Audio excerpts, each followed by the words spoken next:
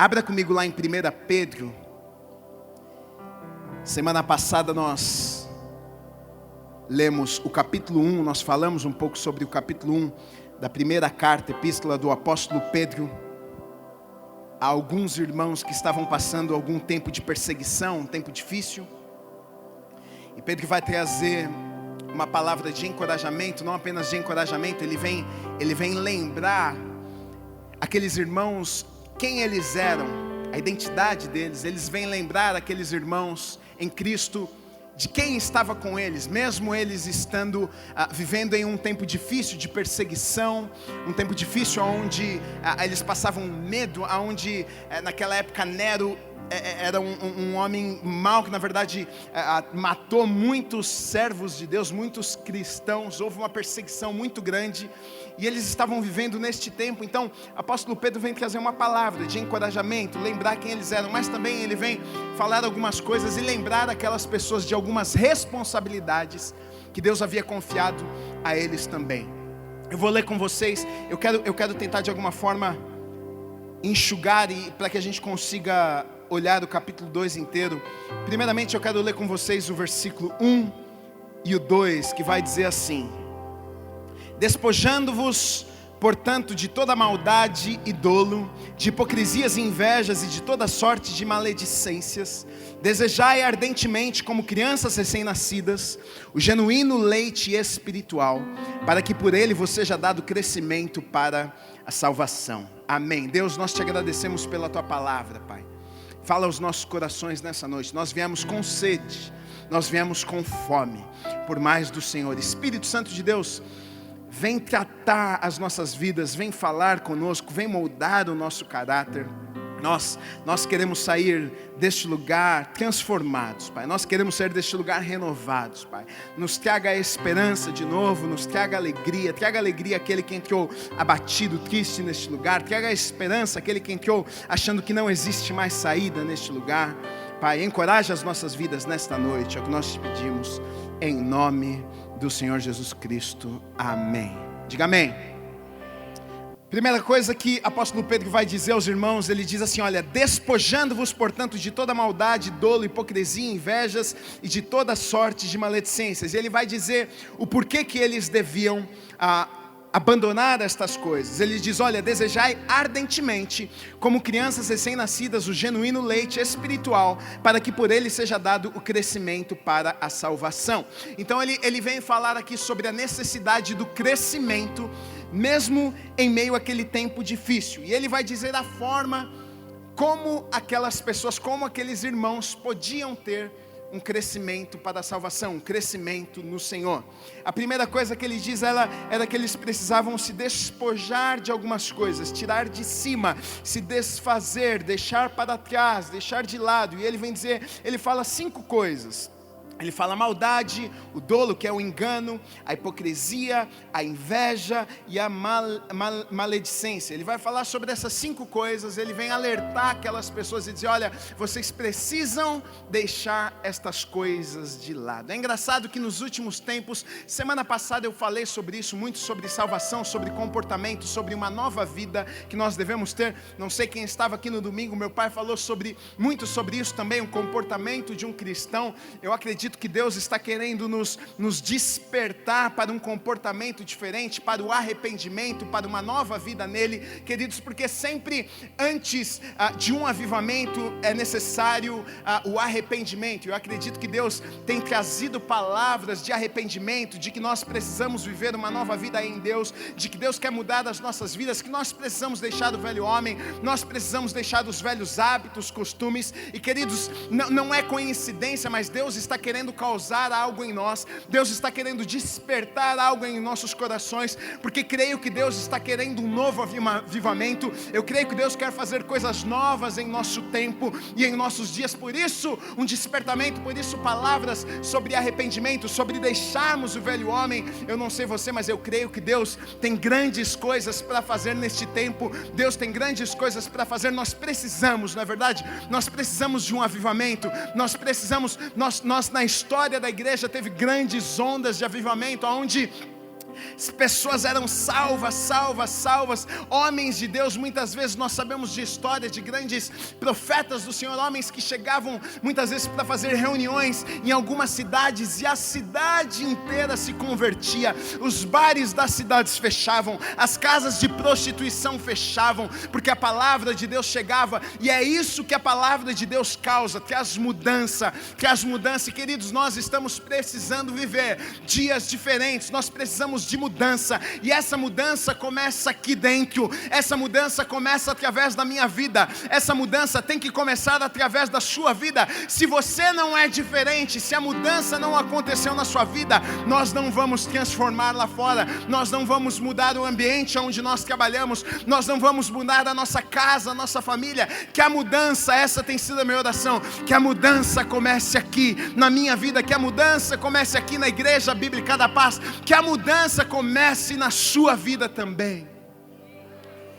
Muitas vezes nós oramos e clamamos por um país melhor, por um mundo melhor, olhamos para a política, grande confusão, e ficamos: Deus, quando será que o Senhor vai fazer alguma coisa? Mas queridos, muitas vezes nós olhamos para a política, olhamos para a situação do país, olhamos para tantas coisas e pensamos: cadê você, Deus? E muitas vezes, se nós olhássemos para as nossas vidas, você olha para a vida dos outros, mas você não percebe que a mudança precisa começar em você.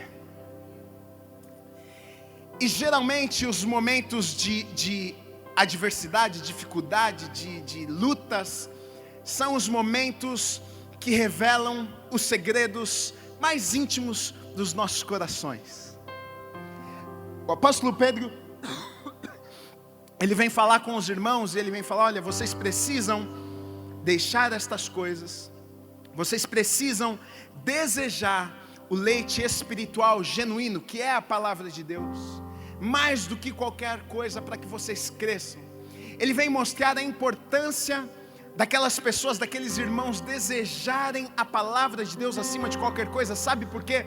Porque o apóstolo Pedro sabia do risco daqueles irmãos virarem as costas para Deus naquele momento. O apóstolo Pedro sabia do risco de uma apostasia tomar conta daquele povo. Por quê? Porque em momentos de dificuldade, momentos de adversidade, muitas vezes é difícil de nos mantermos de fé, muitas vezes é difícil de guardar a nossa fé, muitas vezes é difícil de nos despojar, muitas vezes em meio a um ambiente hostil, em meio a onde nós estamos num ambiente onde todas as pessoas fazem aquele tipo de coisas, todas as pessoas falam aquele tipo de coisas, o comportamento de todas as pessoas é igual. E muitas vezes é difícil de sermos diferentes num mundo onde está perdido, um mundo difícil, um mundo onde na verdade nós estamos indo na contramão. E é isso que estava acontecendo aqui. Aqueles forasteiros, aqueles fugitivos, eles estavam em um momento como este, vivendo grande adversidade. O apóstolo Pedro, preocupado e com medo de naquele momento eles desistirem da sua fé, perderem a sua fé, abandonarem ao Senhor e adorarem a outros deuses. E aqui apóstolo Pedro, um homem que fala com autoridade sobre este assunto, até porque ele havia vivido isso antes na vida dele.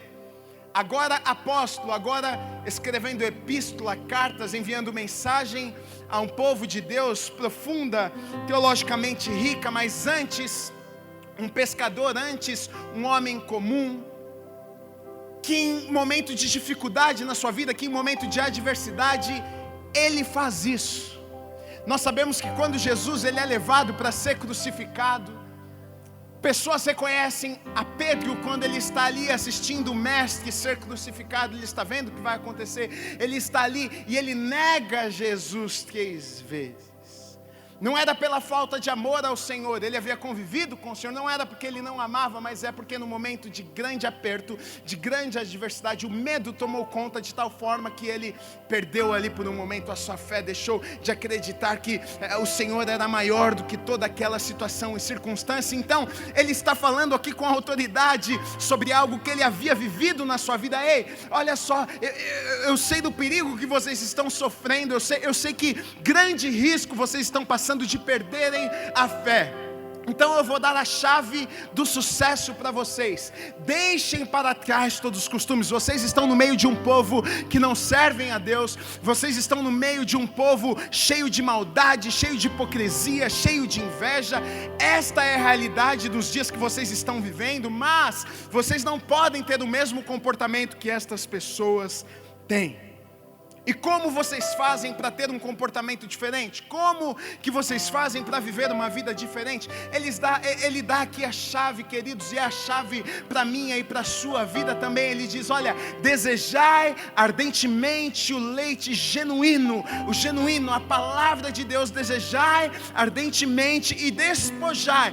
Deixe para trás essas coisas e deseje a palavra de Deus. E aí sim vocês vão ter a vida de vocês transformadas, e aí sim, é esta palavra que vai sustentar, que vai guardar, que vai manter a fé de vocês. É esta palavra que vai ajudar vocês no tempo de adversidade, no tempo de dúvida, no tempo de sofrimento. Queridos, deixa eu dizer uma coisa, nós sabemos que nós precisamos colocar as nossas vidas sobre a palavra de Deus. Em Mateus, eu acho que é no capítulo 7, dos versículos 24 a 27, vai falar sobre a necessidade de colocarmos o homem prudente é aquele que coloca a sua casa, constrói a sua casa sobre a rocha, e a rocha na palavra de Deus vai dizer que é a palavra de Deus. E o homem insensato é aquele que vai construir a sua casa sobre um montão de areia. A tempestade vai bater em ambas as casas, só que aquela casa que foi estabelecida sobre a rocha, esta casa, ela não cai, ela não é batida, ela não é destruída. Queridos, nós sabemos que nós vivemos em um mundo onde os problemas vão vir, as dificuldades vão vir, os tempos difíceis vão vir. Nós precisamos entender que nós somos peregrinos aqui nesta terra. Esta não é a nossa morada, nós estamos aqui de passagem, mas enquanto estamos aqui, se as nossas vidas forem colocadas sobre esta rocha, que é a palavra de Deus, eu e você, nós somos invencíveis. E é isso que o apóstolo está tentando ensinar e mostrar para aquele povo. Olha, vocês querem ser invencíveis, mesmo nessa situação difícil que vocês estão vivendo? A chave é: desejem ardentemente o leite genuíno. Tenham o desejo pela palavra de Deus. Você já viu meu filhinho Joaquim? É tão barato. E é engraçado, eu estava preparando esse sermão e eu estava pensando nisso. Desejar ardentemente o leite. E o menino, ele fica bravo quando não dá o leite para ele. Agora ele já está comendo comidinha, papinha, tudo, frutinha, come de tudo. Mas ele gosta do leite. Se deixasse, ele tomava leite o dia inteiro, mas o médico falou que não pode, porque senão não desenvolve, tem que comer, tem que mastigar. Ele almoça, depois à tarde come uma frutinha, e depois de 1 hora e pouco da frutinha já é a hora do leite. Mas ele come a frutinha, ele sabe que ele já é esperto, ele sabe que está perto do leite, ele começa a reclamar. Ele fica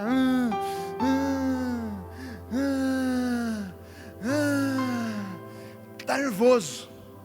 A hora que ele vê o tetezinho dele, querido, ele abre o sorriso, mostra aqueles 2 dentinhos que ele tem aqui na frente.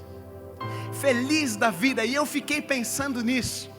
Quantos se alegram, quantos têm a mesma empolgação e o desejo pela palavra de Deus? A verdade é que nos dias de hoje tão pouco nós temos visto o desejo ardente pela palavra de Deus. E aí não é à toa que a gente vê tantos cristãos sendo vencidos, e aí não é à toa que nós vemos tantas casas partindo a meio, não é à toa que nós vemos tantos problemas no meio do nosso povo, porque muitas vezes não temos este desejo, não buscamos a face do Senhor, não temos desejo pela palavra de Deus. Eu insisto e eu bato o martelo nisso, algo que meu pai sempre falou para mim: vá à palavra de Deus. Desde o começo do ministério, quando eu comecei a pregar, meu pai, ele sempre falou para mim: Gui, é importante, as reuniões são importantes, é importante a questão da organização, é muito importante, mas mais importante do que tudo isso é a palavra de Deus. Nunca troque uma reunião, nunca troque nada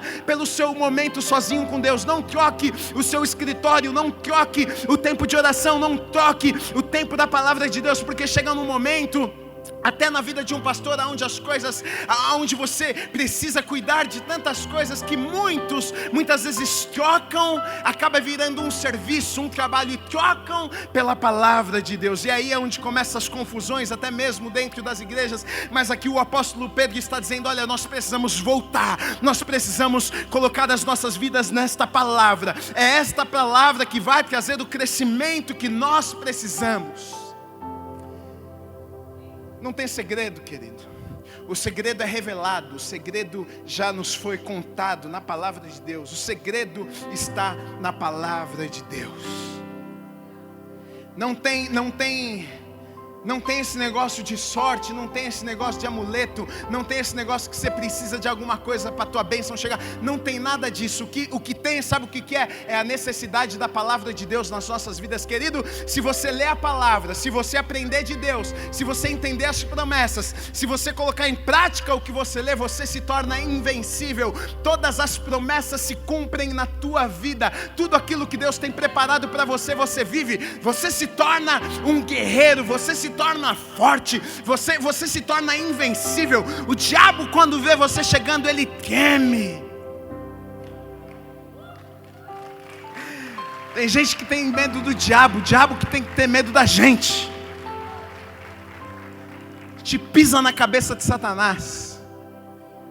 Não porque somos bons, mas porque aquele que venceu, aquele que se entregou, aquele que ressuscitou, aquele que um dia voltará para buscar a sua igreja, aquele que arrancou a chave das mãos do capeta, ele é por mim e ele é por você. Então o apóstolo Pedro, ele vem primeiramente dizer isso: deixe de lado estas coisas, entenda que vocês precisam viver uma nova vida. Se vocês querem vencer, se vocês querem Deus a favor de vocês, vocês precisam entender que uma nova vida precisa ser vivida. Depois no versículo 3 vai dizer assim: se é que já tendes a experiência de que o Senhor é bondoso. Olha que coisa boa que o apóstolo vem lembrar aquelas pessoas, aqueles irmãos. Deus é bom. Então, em meio à dificuldade, ele vem lembrar: ei, está difícil, mas nunca se esqueça, Deus é bom. A bondade do Senhor dura para sempre. O diabo, sabe por que ele diz isso? Porque em meio às dificuldades, o que o diabo tenta fazer é colocar na nossa cabeça de que Deus não é bom, de que Deus não se importa conosco, de que Deus não nos ama o suficiente, de que Deus não está interessado na nossa história. Gui, se Deus estivesse interessado na minha história, eu não estaria vivendo isso que eu estou vivendo. Mas ele vem dizer: olha, se é que já tendes a experiência, vocês já têm a experiência. Vocês já experimentaram? Quantos aqui já experimentaram a bondade do Senhor? Ah, se os nossos olhos espirituais fossem abertos o tempo inteiro, para que a gente enxergasse os livramentos, para que a gente enxergasse Deus trabalhando a favor de nós. Nós não vemos muitas vezes, nem sabemos dos livramentos, daquilo que Deus faz por nós, mas nós sabemos que Deus é bom. Em Salmos 34, de 8 a 10, diz assim, olha que lindo: oh, provai e vede que o Senhor é bom, bem-aventurado o homem que nele se refugia. Temei o Senhor, vós os seus santos, pois nada falta aos que o temem. Os leõezinhos sofrem necessidade e passam fome, porém aos que buscam o Senhor, bem nenhum lhes faltará. Essa palavra é para as nossas vidas, queridos. Depois, seguindo, o apóstolo Pedro vem tratar de um assunto onde eu entendo aqui que, na verdade, o desejo dele com isso que ele vai falar é para que aquelas pessoas entendessem a responsabilidade que eles tinham como igreja, como comunidade, como servos do Senhor, porque ali nós estamos falando de gentios, judeus também, que haviam se convertido ao Senhor Jesus, que criam no Messias, que criam no Senhor Jesus. Aqui nós estamos falando 60 e poucos depois da morte e ressurreição de Cristo. E o apóstolo vem lembrar da importância, não só da importância, mas para que eles entendessem a responsabilidade que eles tinham como filhos de Deus, como comunidade e como igreja. Olha o que vai dizer dos versículos, eu vou ler com vocês dos versículos 4 até o 10, que diz assim: chegando-vos para ele, a pedra que vive, rejeitada, sim, pelos homens, mas para com Deus eleita e preciosa. Também vós mesmos, como pedras que vivem, sois edificados casa espiritual. Olha o que ele diz, olha, vocês como pedras que vivem, vocês são como pedras que vivem, sois edificados casa espiritual, para serem sacerdócio santo, a fim de oferecer sacrifícios espirituais agradáveis a Deus, por intermédio de Jesus Cristo. Versículo 6, pois isso está na Escritura: eis que ponho em Sião uma pedra angular, eleita e preciosa, e quem nela crer não será de modo algum envergonhado. Para vós outros, portanto, os que credes é a preciosidade, mas para os descrentes, a pedra que os construtores rejeitaram, essa veio a ser a pedra angular, pedra de tropeço e rocha de ofensa.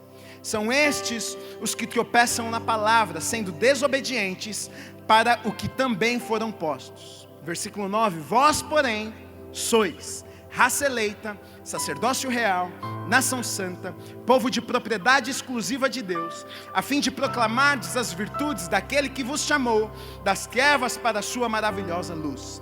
Vós sim, que antes erais povo, mas agora sois povo de Deus, que não tinham alcançado misericórdia, mas agora alcançastes misericórdia. O apóstolo Pedro vem tratar de algumas coisas aqui, só para nós entendermos a linguagem aqui que ele está comunicando. Ele está falando, ele fala sobre pedra angular, ele fala sobre a sermos sacerdotes. Ele vem tratar de algumas coisas do Antigo Testamento. A pedra angular é o Messias. Pedra angular é aquilo que dá sustento, a sustentação a uma obra. Se tira aquela pedra, toda a casa desaba. Tanto no Novo Testamento quanto no Antigo Testamento nós vemos que o Messias é chamado como a pedra angular, aquele no qual nós deveríamos estabelecer as nossas vidas. E não só isso, o reino de Deus deveria ser estabelecido aqui nesta terra, em cima, sobre esta pedra que é Jesus. Vai falar aqui que o povo, na verdade, a nação santa, o povo escolhido no Antigo Testamento era Israel. Israel era a nação santa, Israel era o povo escolhido, eles eram o povo de Deus, separados. Mas houve um grande problema, a pedra angular, que era a pedra na qual eles deveriam constituir e estabelecer o reino de Deus aqui nesta terra, na verdade foi pedra de tropeço. E é justamente isso que o apóstolo Pedro está dizendo. Por quê, Gui? Porque eles não acreditaram no Messias. Os judeus, o povo escolhido, Israel, não acreditou e na verdade ainda não acreditam. O povo judeu não acredita ainda no Messias, acredita que Jesus foi um profeta, um bom homem, que pregou, que trouxe uma boa palavra, que curou sim, mas eles não acreditam que Jesus é o Messias. Eles acreditam que o Messias ainda vai vir. Então o apóstolo Pedro está dizendo assim, olha, a pedra angular, que foi aquela que o reino de Deus deveria ser estabelecido aqui nessa terra, na verdade, para eles, para aquele povo, foi pedra de tropeço. Eles tropeçaram, na verdade eles perderam aquilo que Deus tinha e queria fazer através daquela nação, daquele povo, porque eles não conseguiram acreditar. E na verdade a salvação, em Romanos, o apóstolo Paulo vai falar sobre isso, a salvação chegou aos gentios por causa disso, porque aquele povo desprezou. E por isso a salvação chegou até nós, a mim e você e aos gentios. E não apenas a salvação, mas aqui o apóstolo Pedro vai dizer isso. Agora, aqueles construtores que era Israel, a casa de Israel, agora na verdade vai dizer que nós somos este povo. Vai dizer que nós somos este povo que é escolhido. Eu coloquei aqui. Ele vai falar também sobre templo. Eu só estou passando por cima só para a gente entender o que ele está tentando dizer aqui. Ele vai falar que nós somos templos. E na cabeça daquelas pessoas era meio que loucura, porque templo, a presença de Deus na cabeça daquelas pessoas era o templo que eles tinham. foi construído por Salomão. Davi desejou construir o templo para o Senhor, mas Deus não permitiu. Salomão, seu filho, construiu o templo para o Senhor, e ali naquele templo é onde a presença de Deus habitava. Deus se manifestava ali naquele lugar. Ali era o lugar onde os sacerdotes ficavam para oferecer sacrifícios para o povo. É ali que 3 vezes por ano toda a nação ia para as grandes festas ali naquele lugar. Ali representava, ali é onde estava a presença de Deus. Mas agora o apóstolo Pedro vem trazendo uma realidade nova, dizendo: olha, agora não é mais templo, não é um lugar, mas agora vocês são templo, vocês são casa, vocês são lugar de habitação da presença de Deus. Para nós entendermos a responsabilidade, olha o que diz. Ele vem, depois de tudo isso, ele vem dizer assim: vós, porém, sois raça eleita. Antes não eram, agora vocês são raça eleita, sacerdócio real, nação santa, povo de propriedade exclusiva de Deus. E aí ele vem dizer o porquê. Ele vem trazer aqui a responsabilidade sobre aquele povo, e não apenas sobre aquele povo, mas para mim e para você também. Ele vem dizer assim: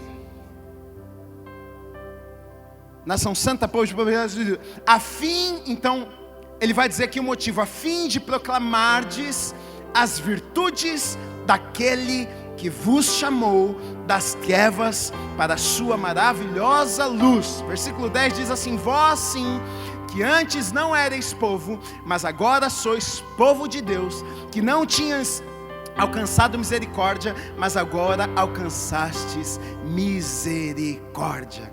Queridos, o apóstolo Pedro vem trazer uma realidade, tentar explicar àquelas pessoas a responsabilidade agora que estava sobre a vida deles, mesmo em tempo difícil, mesmo sendo perseguidos. O apóstolo Pedro vem dizer assim: olha, a pedra angular, aquela que na verdade foi, os construtores rejeitaram, o povo da aliança rejeitou, Israel rejeitou, mas deixa eu dizer uma coisa para vocês: a graça, a misericórdia alcançou a vida de vocês. Hoje não são apenas os judeus que são povo escolhido, que são raça eleita, que são propriedade exclusiva de Deus, a fim de proclamar as virtudes daquele que vos chamou. Agora essa realidade é para a vida de vocês, e Bíblica da Paz, essa realidade é para as nossas vidas também. Nós temos um chamado de Deus para as nossas vidas, nós temos uma responsabilidade, e essa responsabilidade nos dias de hoje é de ajudarmos, de contribuirmos para que o reino de Deus se estabeleça aqui nessa terra. E muitas vezes nós desprezamos, nós não entendemos o chamado de Deus nas nossas vidas. Tem pessoas que pensam que o chamado é para o pastor.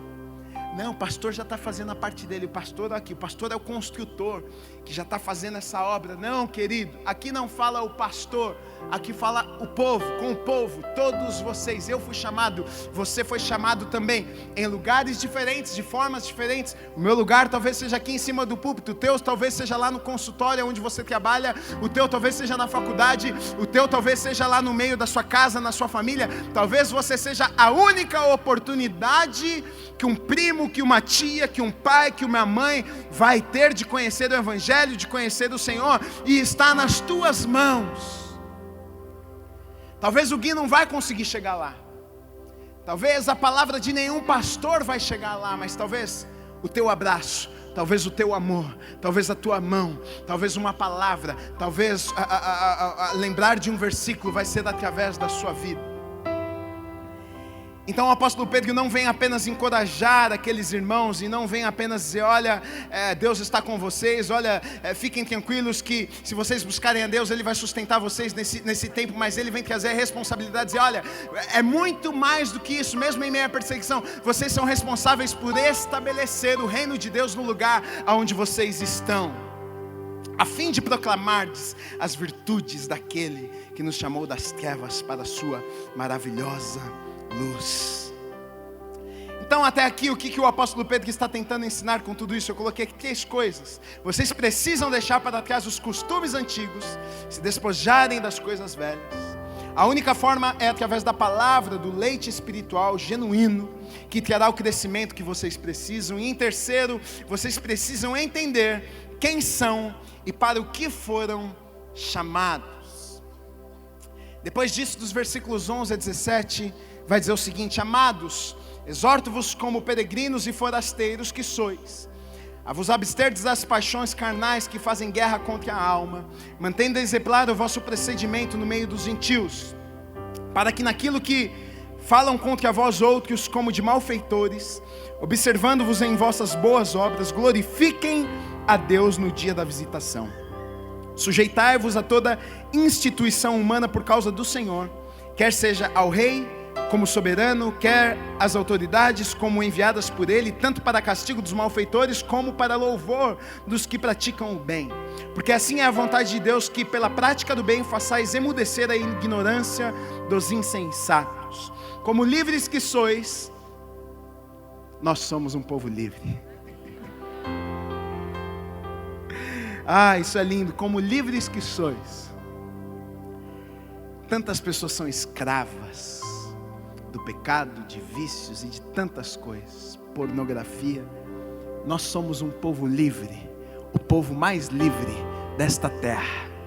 As pessoas acham que ser crente é ser careta e ser escravo. Mal sabem que nós somos o povo livre, mais livre desta terra. Nós não precisamos de um cigarro para ficar feliz. Nós não precisamos de um remédio para dormir. A gente não precisa de uma droga para a gente se sentir bem, porque a alegria do Senhor enche as nossas vidas todos os dias. Nós não precisamos de um remédio ansiolítico para que a gente fique um pouco mais calmo e olhar para frente com esperança. Não precisamos disso, porque nós temos um Deus que diz que vai colocar a paz nos nossos corações, uma paz que excede todo entendimento. Nós não precisamos, somos um povo livre. Seja livre nessa noite em nome de Jesus. Se você entrou neste lugar nessa noite, eu não terminei não, é que eu sinto de fazer isso. Se você entrou neste lugar nessa noite e algo tem prendido a sua vida, eu quero declarar a liberdade do Senhor na sua vida em nome do Senhor Jesus Cristo.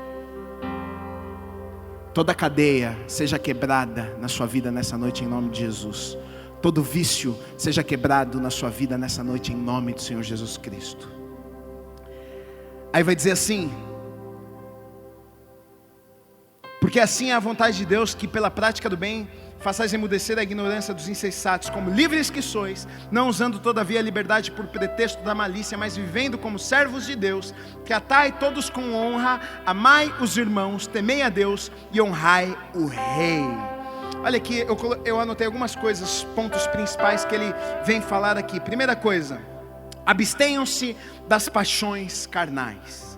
Segundo, mantenham exemplar o vosso procedimento. Para quê? Ele vai dizer para quê? Para que observando-os, para que as pessoas observando a sua vida, elas glorifiquem a Deus. Sujeitai-vos à autoridade humana por causa do Senhor. Pela prática do bem, façam emudecer a ignorância dos insensatos. Viva como servos de Deus, que atai todos com honra, amai os irmãos, temei a Deus e honrai o rei. Sabe o que eu percebo aqui? Ele vem falar sobre comportamento. Ele vem falar sobre como nós devemos tratar os irmãos, como nós devemos ser submissos às autoridades. É engraçado, que me chama a atenção aqui é que é um comportamento que é independente do que fazem conosco. Não depende. Gui, sabe o que é? Porque lá no meu serviço, o meu chefe, ele é isso, ele é ímpio, não me interessa. Aqui está dizendo o seguinte: nós precisamos ter um comportamento exemplar, para que quando as pessoas olharem para as nossas vidas, elas possam glorificar a Deus. Queridos, deixa eu dizer uma coisa, sabe qual é a maior pregação? São as nossas vidas. A maior mensagem que nós podemos levar às pessoas somos nós mesmos. Não é a nossa palavra, não é o que nós falamos. Não adianta nada você ter um bom discurso, não adianta nada você ter um linguajar de crente, ou vaso, ou varão, ou homem de Deus, ou profeta, aí fazer tudo errado na sua vida, ou vaso, ou varão e mente, ou vaso, ou varão e passa a mão no patrão. Não, aqui está dizendo o seguinte: olha, vocês precisam ter um comportamento exemplar, para que quando as pessoas olharem para a sua vida, elas glorifiquem a Deus. A triste parte é que muitas vezes, queridos, nós temos sido vergonha para o Evangelho. Nós temos sido vergonha para o reino de Deus. Tem pessoas que não querem fazer negócios com irmãos. Tem pessoas que não querem crente na empresa, porque crente enrola, porque crente fica orando no banheiro. Querido, deixa eu te dizer, hora de orar não é no banheiro da empresa, não, é na sua casa. Trabalho é para você trabalhar. Não vem, é o que vai dizer aqui, olha, pretexto. Não venha com pretexto, não venha com desculpas. Não venha com desculpas, ai não, é porque eu estou fazendo para Deus. Não, querido, faça o que você tem que ser feito, seja correto. Glorifique a Deus em tudo que você faz, para que as pessoas olhem para você e você seja um espelho, que elas vejam Deus através da sua vida e através das suas atitudes. É a melhor forma de nós pregarmos. Você quer pregar? Eu amo aquela frase que diz assim: pregue a palavra, se preciso for, fale alguma coisa. Muitas vezes os nossos discursos são bons demais, mas a nossa vida é ruim demais. A família do lado sabe, é o que meu pai falou. Família do lado sabe que na casa do lado vizinho a família serve a Deus. E o pau quebra, irmão. É grito, o gato, até o gato sai gritando com medo. Paulada no gato, grita com a mulher, berra com o filho, puxa o cabelo de um, belisca daqui, belisca de lá. É uma loucura. O vizinho olha e fala assim: você tá maluco, é a confirmação, crente é tudo maluco mesmo. Agora, quem sabe, se ele não olha para sua casa, se ele não olha para a vida de vocês e diz assim: uau, como eles vivem bem, como parece que eles sempre estão felizes. Quem sabe ele não chega um dia ali com as compras do mercado, o seu vizinho, e você diz: olha, posso te servir, posso te ajudar, precisa de uma mão aí para ajudar nas suas compras. Quem sabe as suas atitudes não façam com que as outras pessoas glorifiquem a Deus. Existe uma responsabilidade de Deus sobre a minha e a sua vida. Para terminarmos, eu vou ler dos versículos 18 a 25, que diz assim: servos, sede submissos, com todo o temor ao vosso Senhor, não somente se for bom e cordato, mas também ao perverso. Olha só, sejam submissos, não apenas se for bom, independente, queridos, for bom, for ruim, faça o que você precisa fazer. Seja correto, independente se foram corretos com você ou não. Seja justo, mesmo que tenham sido. Tem gente, desculpa de que, não, sabe o que é? É porque o político rouba, então já que ele rouba e não coloca na escola, eu não vou pagar imposto. Você vai pecar porque o outro está pecando. Se ele falar que vai pular do prédio, você pula também? Muitas vezes nós colocamos as nossas desculpas nisso, querido. A minha vida, independente de qualquer um outro, você faz errado, você rouba, você faz. Eu faço o que é certo, independente. Eu trato do jeito que é certo. Me xingaram, eu não devo xingar de volta. Bater em mim, eu não devo bater de volta, porque eu sou crente, sou cristão. Eu ajo de forma diferente. Diga amém. É isso aí. Porque isto é grato, que alguém suporte tristezas, sofrendo injustamente por motivo de sua consciência para com Deus. Pois que glória há, se pecando e sendo esbofeteados por isso, suportais com paciência. Se entretanto, quando praticais o bem, sois igualmente afligidos e suportais com paciência. Isto é grato a Deus. Porquanto para isto mesmo fostes chamados, pois que também Cristo sofreu em vosso lugar, deixando-vos exemplo para seguirdes seus passos. Cristo nos deu exemplo, é o que está dizendo. O qual não cometeu pecado, nem dolo, nem se achou em sua boca. Pois ele, quando ultrajado, não revidava com ultraje. Quando maltratado, não fazia ameaças, mas entregava-se àquele que julga retamente, carregando ele mesmo em seu corpo sobre o madeiro os nossos pecados, para que nós, mortos para os pecados, vivamos para a justiça. Vivamos para a justiça. Por suas chagas fostes sarados, porque estáveis desgarrados como ovelhas, agora porém vos convertestes ao pastor e bispo da vossa alma. Queridos, o nosso comportamento, nós devemos ser nesta terra imitadores de Jesus Cristo. É o que vai dizer aqui, olha, ele foi esbofeteado, bateram nele, humilharam ele, mas o que ele fez? Ele não revidou. O comportamento dele não foi alterado por causa daquilo que fizeram para Ele. Assim nós devemos ser também, queridos. Nós somos cristãos, nós somos servos, nós somos escolhidos, independente do que o mundo faça. Isso não altera a minha atitude, não deve mudar a forma que eu vivo. Eu tenho um padrão. Este padrão não é estabelecido pelo mundo, não é o padrão do lugar onde eu trabalho. Gui, mas é porque lá no meu trabalho todos fazem. Eu não quero saber o que fazem no teu trabalho, eu não quero saber o que fazem na tua faculdade. O que eu quero saber é que existe um padrão, existe um modelo. Este modelo é Jesus Cristo. Este padrão está na Bíblia, na palavra de Deus. E se nós entendermos isso, e se nós aceitarmos isso, se nós entendermos a responsabilidade que foi colocada sobre as nossas vidas, sabe o que vai acontecer, queridos? Nós vamos ser pessoas que vamos estabelecer o reino de Deus nesta terra, na nossa casa, nos lugares aonde nós passarmos. Sabe o que vai acontecer com as nossas vidas? É o que diz aqui: as pessoas vão olhar para nós e elas vão glorificar a Deus por causa das nossas vidas. Quantos querem ser estas pessoas nesta terra? Quantos querem ser influenciadores? Quantos querem ser profetas? Quantos querem fazer a diferença no lugar onde estão? Levanta sua mão se você quer. Se você quer, assuma essa responsabilidade. Fica de pé no seu lugar. Assuma esta responsabilidade nessa noite. Diga: Deus, sou eu. Deus, eu sou, como a tua palavra diz, um construtor. Eu fui chamado para estabelecer o seu reino. Eu vou estabelecer o seu reino na minha casa. Eu vou estabelecer o seu reino na minha faculdade. Eu vou estabelecer o seu reino no lugar aonde eu passar. Deus quer usar a sua vida, independente do lugar que você está, independente da dificuldade que você está vivendo. Que a sua vida glorifique a Deus, que as pessoas ao olharem para você, elas possam ver Deus. Seja usado por Deus em nome de Jesus. Deus quer usar a sua vida, Deus quer transformar vidas através da sua vida. Assuma esta responsabilidade nessa noite, em nome de Jesus.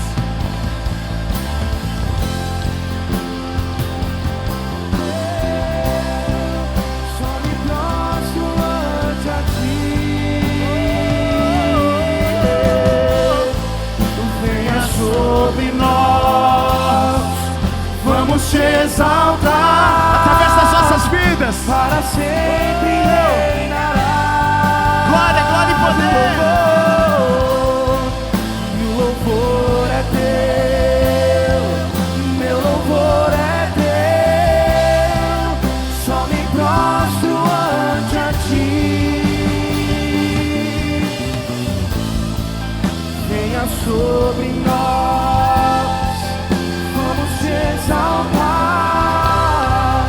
Para sempre reinará.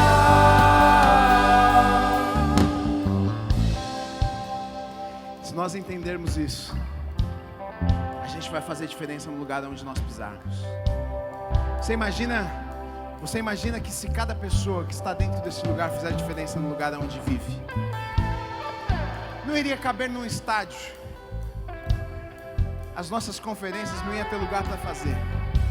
A verdade é que muitas vezes a gente coloca a responsabilidade em cima do pastor, do líder, de alguém, mas Deus está te lembrando e me lembrando nessa noite. Ei, tem um chamado, tem uma responsabilidade que é sua. Ei. Assuma essa responsabilidade, faça a diferença. Deus quer usar a sua vida. Você recebe essa palavra? Aplauda ao Senhor Jesus nessa noite. Glória a Deus, glória a Deus, glória a Deus, glória a Deus.